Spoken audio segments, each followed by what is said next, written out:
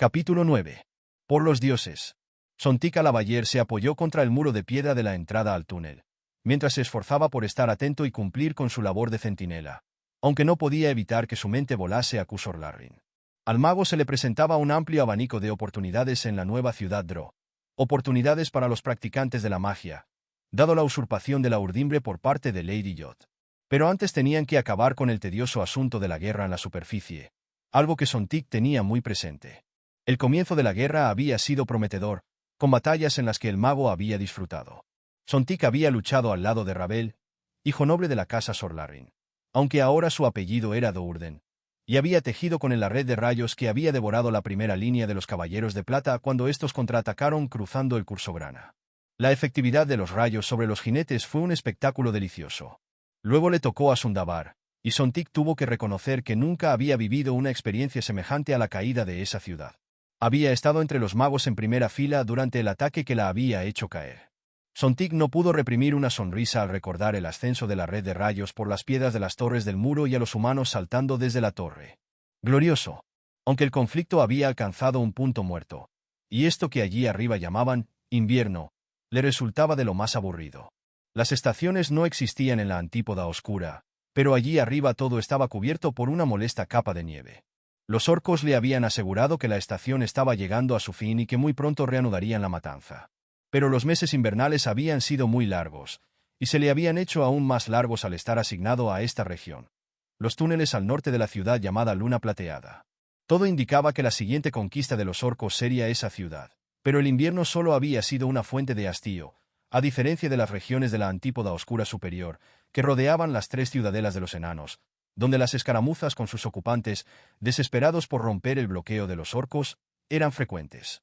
Aquí, sin embargo, nunca pasaba nada.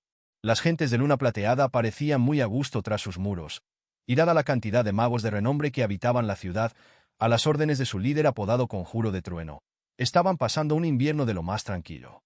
Sontik pensaba que debían presionar más la ciudad, atacarla con máquinas de guerra y con magia. Lo había comentado con Rabel y le había dado la impresión de que el de Sor-Larrin no estaba en desacuerdo. Pero Rabel le había aconsejado que fuese discreto. Tiago se había vuelto a centrar en los enanos una vez más, en Mithril Hall, concretamente, por motivos que se le escapaban a Rabel. Sontik era incapaz de no darle vueltas al asunto, aunque no dijera nada en público.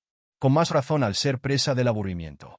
En la actualidad, estaba entre los magos de la segunda fila de exploradores, con solo una compañera Dro, una encantadora doncella llamada Sabin Selrue, entre él y los túneles abiertos de la antípoda oscura.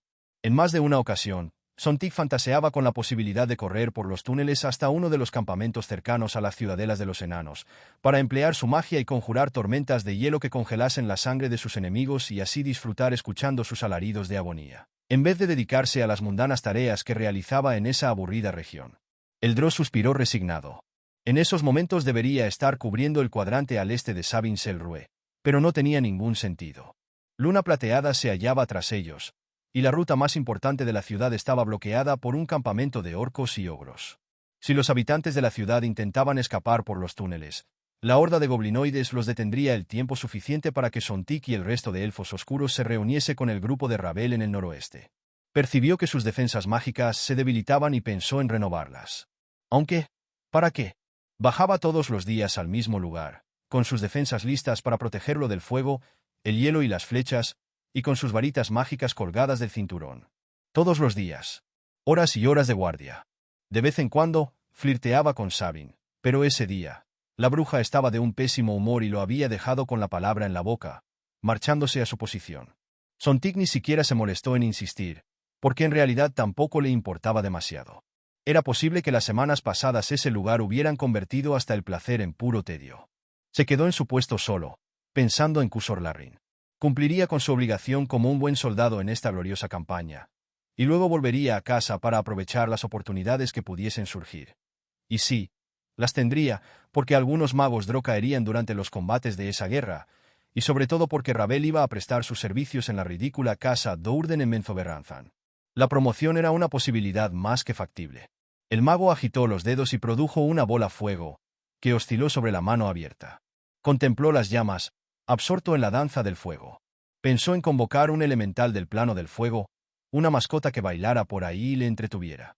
Se preguntó qué ruido haría un ser de esa naturaleza si conjuraba una tormenta de hielo sobre él. Sí, musitó, sin dejar de contemplar las llamas, como si buscase a la criatura en su interior. Un movimiento súbito al final del túnel atrajo su atención. Se volvió hacia allí, con la idea de deshacer la bola de fuego, pero no lo hizo al reconocer a su compañera Sabine, que iba hacia él agitando la mano. Sontik le hizo un gesto, pensando que la elfa le estaba saludando. Pero se dio cuenta de que le estaba alertando, diciéndole que huyera. Sontik iba a arrojar la bola de fuego a un lado, pero su atención se vio de nuevo atraída hacia el movimiento al final del túnel, mientras Sabine Selrue corría hacia él. Y tras ella vio luces. Antorchas. Su compañera agitó las manos y la cabeza, y saltó hacia adelante, rodando sobre el suelo. Un proyectil surcó el aire por encima de la elfa. Sontik pensó que habría hecho bien renovando sus defensas mágicas. Un instante más tarde, el martillo de guerra barrió todos los pensamientos del mago Dró. La bola de fuego conjurada cayó al suelo y prendió en la manga de la túnica de Sontik, aunque éste ya no sentía nada.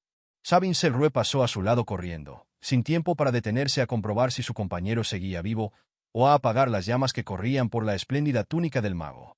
Sin embargo, la visión del martillo de guerra incrustado en el cráneo de su compañero fue suficiente prueba de que Sontik estaba más allá de cualquier ayuda. Consideró la posibilidad de coger el martillo de guerra, un arma formidable a pesar de la sangre y sesos que le cubrían la cabeza. No se detuvo. Imposible detenerse. Una poderosa fuerza de humanos y elfos la perseguían de cerca. La lideraban un caballero de plata, un bárbaro enfurecido, tan grande e imponente como un gigante de hielo, y un astuto y menudo alflín. Sabine ya llevaba una flecha incrustada en la espalda, un proyectil que procedía de la ballesta del alflín. El veneno de la punta de flecha le ardía, pero no tenía tiempo para arrancarse el proyectil. Torcer una esquina, subir por una chimenea de origen natural y se reuniría con los orcos. Los organizaría y prepararía para el combate, y se mezclaría entre sus filas, y saldría corriendo si los atacantes le superaban. El campamento principal de los orcos, ubicado en una gran caverna, estaba organizado de acuerdo a la información proporcionada por los 40 elfos oscuros presentes en la zona. Los Dró habían explorado esa región de la Antípoda Oscura a fondo y sabían que la gente de Luna Plateada no contaba con rutas subterráneas alternativas para eludir su campamento y alcanzar los túneles al norte de su posición. También sabían que los habitantes de Luna Plateada no podrían abandonar las murallas de su ciudad en la superficie sin ser vistos por los orcos. Y por último, sabían que las ciudadelas de los enanos no podían acudir en auxilio de Luna Plateada sin que los Dró lo advirtieran con antelación suficiente. Sus detallados informes también incluían la existencia de una pequeña fuerza procedente de Sundabar, que había conseguido escabullirse a través de los graneros subterráneos de la ciudad hacia las cavernas de Semprefogo. Pero solo eran fugitivos, la mayoría ancianos y niños, campesinos y granjeros, y poco más. Una semana después de la caída de Sundabar, los Dró apenas pensaban en el grupo de huidos. Era posible que hubiesen conseguido llegar a Everlund, o escapar hacia el este. Lo más probable era que la mayoría hubiera muerto en la Antípoda Oscura, víctimas del hambre, de las horrendas bestias que acechaban en la oscuridad, o precipitándose en alguna de las traicioneras pozas. Por lo tanto, cuando el asedio de Luna Plateada entró en un punto muerto, al inicio del invierno, la gran caverna se fortificó al detalle, con muros defensivos, puestos elevados de vigilancia y catapultas que apuntaban hacia los túneles que llegaban a la parte meridional de la cueva desde Luna Plateada. Toda la atención, armamento y defensas estaban dirigidas al sur. Por lo tanto, la desazón se apoderó de las fuerzas invasoras cuando Sabine llegó a la caverna a toda prisa, desde el norte, para avisar de la llegada de una poderosa fuerza enemiga. Había más de 20 elfos oscuros en el campamento, junto a 200 guerreros orcos veteranos y bien pertrechados, docenas de ogros y una brigada de gigantes. De haberse dado la vuelta para encarar a las fuerzas que perseguían a Ladró, las habrían detenido con toda seguridad. Pero Sabine habló de miles de guerreros, o esa era la impresión de Ladró, ante la descomunal cantidad de antorchas, la disciplina, velocidad y determinación de los atacantes, liderados por poderosos guerreros, entre los que se hallaba un comandante de los Caballeros de Plata. La conclusión era que Luna Plateada, o uno de sus aliados, quizá fuerzas procedentes de los reinos más allá de la marca argentea, cortaba las principales rutas de escape de los orcos e iban a caer sobre el campamento con todas sus fuerzas. Los elfos oscuros ni siquiera consideraron la posibilidad de hacer frente a la fuerza enemiga y huyeron a los túneles inferiores, hacia las zonas más profundas de la Antípoda Oscura. Los gigantes arremetieron contra los ogros empujaron a los orcos, y estos se zarandearon entre sí en el caos que se desató tras la marcha de los Dró. ¿Hacia dónde debían marchar? ¿Qué debían hacer? A formar, gritó un líder orco, aunque nadie supo cómo interpretar la orden en una caverna como esa, con túneles de entrada por todas partes, incluso desde arriba y desde abajo. Una bandada de orcos se desplazó hacia un amplio túnel situado al noroeste, aunque los demás no sabían si su intención era explorar o huir. Tampoco tenía demasiada importancia, porque fueron recibidos con una andanada de flechas que diezmó la bandada, y los escasos supervivientes se precipitaron al interior de la caverna de nuevo.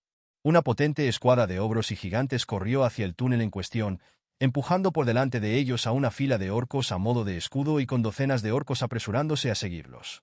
Sin embargo, los primeros enemigos atacaron desde un túnel lateral situado al este, encabezados por guerreros de Sundabar y un caballero de plata, al que acompañaban un bárbaro enorme y un alflind. Y llegaron precedidos por una lluvia de lanzas y un martillo de guerra arrojado con tanta violencia que mató a un orco en el acto. Algunos orcos se volvieron para enfrentarse a los recién llegados, pero la mayoría escapó hacia los túneles situados al oeste. La escuadra de ogros y gigantes que iba hacia el noroeste, convencidos de que eran miles los que atacaban desde el este, optaron por correr hacia adelante por el túnel del que habían surgido las flechas. Si uno de los orcos de la primera fila tenía la desgracia de caer, era pisoteado sin piedad por los ogros y los gigantes que venían detrás. La horda siguió cargando, con la idea de atravesar las filas de los invasores. Llegaron a una zona llena de piedras rotas con pinchos incrustados a modo de trampa. Los rugidos de los monstruos hicieron temblar las paredes de la caverna.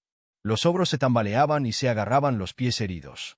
De entre las sombras, una lluvia de flechas se abatió sobre las bestias, pero eso no detuvo a la horda, que reanudó su embestida. Los orcos, ogros y gigantes siguieron avanzando hasta llegar a un cuarto lleno de pequeñas velas. Las mismas cuyas llamas parecían antorchas vistas desde lejos. Se dieron cuenta de que perseguían fantasmas.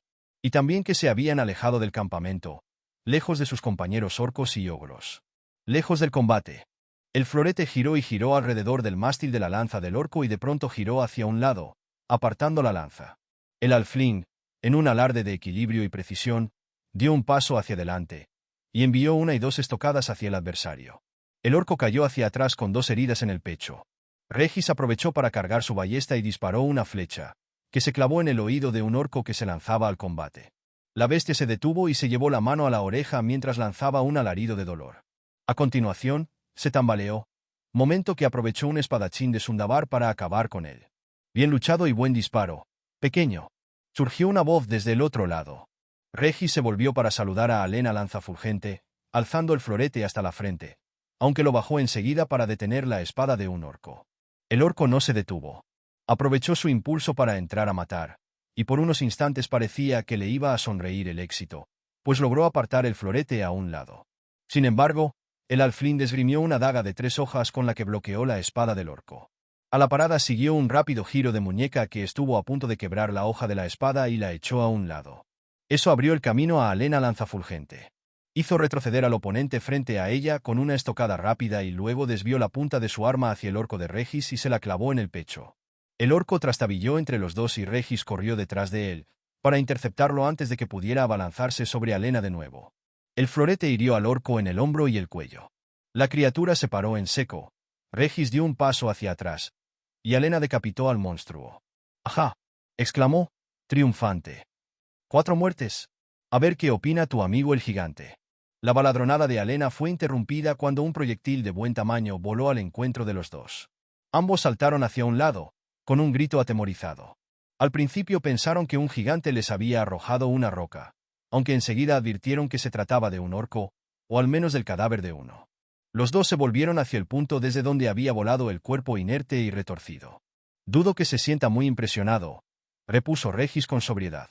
El causante del vuelo del orco era Wulfgar, quien se erguía rodeado por una pila de cadáveres de orcos y ogros. El bárbaro se empleaba a fondo con su martillo de guerra, convirtiendo los cuerpos en un amasijo irreconocible. Por los dioses, musitó Alena. Tempus, creo, replicó Regis, y los dos se estremecieron cuando Aegisfand impactó con violencia sobre la cabeza de un orco, que reventó en un estallido de sangre y sesos. Creo que lleva 10, como poco, comentó Regis, mientras seguía a Alena en busca de más enemigos. Y si no me equivoco, 4 de ellos son ogros. Sé contar, refunfuñó Alena. Y eso sin contar a los que ha matado antes de llegar aquí, añadió Regis con una sonrisa. Alena le dirigió una mirada intensa, aunque no había rencor en el gesto. Tu amigo conseguirá abatir más enemigos que yo, sin duda, reconoció la mujer, a la vez que el sonido de un cuerno les alertó de que la fuerza que había engañado a los gigantes regresaba a toda velocidad. Al sur, ordenó Alena. Despejad los túneles hacia Luna Plateada. Alena se adelantó a Regis para encabezar la maniobra. En ningún momento se plantearon librar la batalla en la caverna donde se hallaban. Sus fuerzas eran más un espejismo que una realidad. Habían golpeado con dureza y sin piedad, y ante la cantidad de enemigos abatidos y con los supervivientes huyendo despavoridos, podían cantar victoria. Pero ahora llegaba la parte más comprometida del plan, algo de lo que Alena y los demás eran conscientes. Si los enemigos que quedaban en la caverna se daban cuenta de que iban a emprender la huida, atacarían de nuevo, lo que daría tiempo a que llegasen los gigantes y ogros. Los temores de Alena se hicieron realidad cuando avistó a un orco encaramado sobre un pedestal de piedra, que gritaba a sus compañeros que volviesen para reanudar la lucha. Pero el orco fue abatido de pronto. Con brutalidad. Salió volando por el aire. Alena se volvió hacia Wulfgar, que sonreía con sádica satisfacción. «Por los dioses», murmuró una vez más. Regis se despertó sentado en una silla dentro de una pequeña estancia. La habitación estaba vacía a excepción de la silla y una pesada puerta de hierro a un metro escaso de donde estaba el alflín. Algo aturdido, sin recordar cómo había llegado hasta allí, el alflín se echó hacia adelante para abrir la puerta. Fue entonces cuando se dio cuenta de que alrededor de la muñeca derecha tenía un grillete sujeto a una argolla en el suelo tras la silla. Regis estudió el grillete en busca de la cerradura, pero no había mecanismo de cierre de ningún tipo. El metal que lo amarraba parecía mitril y era liso, sin fisuras, y se le ajustaba tanto que no existía forma de sacar la mano. Un grillete mágico. ¿Qué había ocurrido? Enseguida pensó en los elfos oscuros y se le cortó la respiración. Meneó la cabeza intentando recordar cómo había llegado hasta allí. Recordó el plan de asalto con él encabezando la maniobra. Recordaba la carga inicial y su llegada a la caverna con Alena Lanzafulgente a su lado. Esquivaron a los orcos y corrieron por los túneles que, según Alena, conducían hacia Luna Plateada. Regis recordaba a la avanzadilla de sus fuerzas informando de que los defensores de Luna Plateada estaban a la vista. Volvió a examinar el grillete, el material y su diseño elegante y sencillo. Lo recorrió con los dedos en busca de un cierre, aunque estaba convencido de que estaba sellado con magia. Deseó que no fuese un grillete Drow, y nada más pensarlo, contuvo la respiración al oír que se abría la puerta. Regis suspiró aliviado cuando el que entró a la estancia fue un hombre, un humano. Alto y fornido, de aspecto impresionante. Regis no supo determinar la edad del hombre ante él. Tenía una espesa cabellera con algunos mechones amarillentos, aunque el gris era el tono predominante. Lucía una barba blanca, bien recortada, y sus ojos oscuros, rodeados de las marcas de quien acostumbraba a sumirse en la reflexión, hablaban de alguien que contaba con la sabiduría que daban los años. «Espero que no hayas sufrido daño alguno», pronunció con una voz grave y sonora. Su acento, al igual que los suntuosos ropajes, denotaba una persona culta y sofisticada. Regis recobró algo de control sobre sí mismo, y al observar al hombre, su apariencia le resultó familiar. «No. Estoy bien», respondió, aunque algo perplejo. «Estupendo. Creo que podré despejar tu perplejidad», dijo el hombre. Agitó los dedos mientras pronunciaba un breve conjuro, y una silla apareció ante la de Regis. El hombre le dio la vuelta y se sentó a horcajadas, con el codo apoyado sobre el respaldo. Con la mano libre, sacó la gorra mágica de Regis y la colgó del respaldo de su silla. «Empecemos por tus mentiras». «¿Mis qué?», balbuceó Regis, con la mirada desorbitada. «¿Dónde estoy? ¿Luna Plateada?» «Sí, y te invitamos a entrar. ¿Para hacerme preso? Después de que mintieras». Yo. Regis intentó discutir la afirmación del otro, pero no tenía ni idea de lo que estaba pasando. Comenzaba a recordar algunos detalles de su llegada a la ciudad, pero su mente era un remolino de imágenes difusas. «Llegué con la capitana Caballero Aley. Alena Lanzafulgente». «Sí», atajó el hombre. «Y con los refugiados de Sundabar, pero tú no eres uno de ellos». «No, pero los encontramos en...». «Sé lo que pasó, pequeño. Mantengo una excelente relación con Alena y me ha puesto al día de todo lo ocurrido. Entonces sabes que no soy enemigo de Luna Plateada».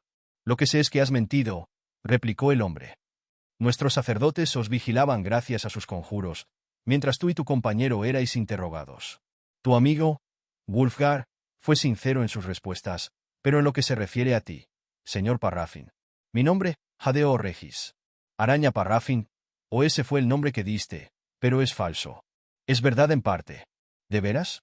Araña Parrafin es el nombre que recibí en mi segunda vida. Renací. ¿Es una locura? Me temo. Mi nombre es Parrafin, lo es de verdad. Es el nombre que me di a mí mismo cuando mi padre no. Se detuvo resoplando.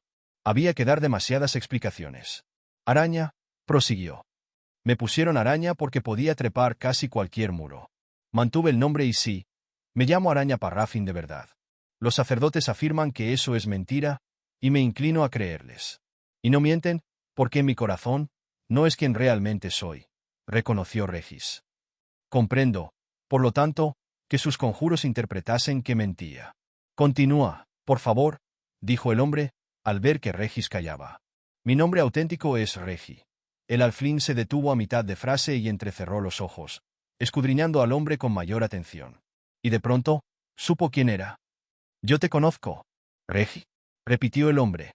Eras consejero de Lady Alustriel, repuso Regis. Pero de eso hace un siglo, quizá más. Espera. No. Eras el gran mago de Luna Plateada. Eso no es ningún secreto. ¿No sabes quién soy?